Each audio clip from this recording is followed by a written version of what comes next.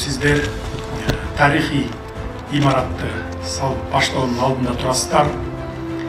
Зданиябыз ушул бүгүнкү имаратыбыз кут болсун, кылымдарды карыткан имарат болсун.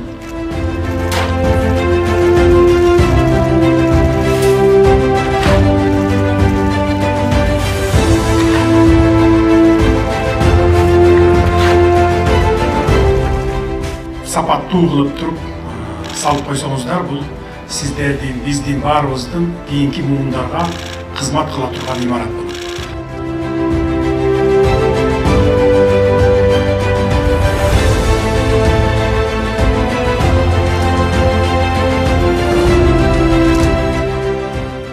Жылдан кем эмес былк этпей тура турган имарат салалы деп пландаштырып, ушуну ишти бүгүн баштап отурабыз.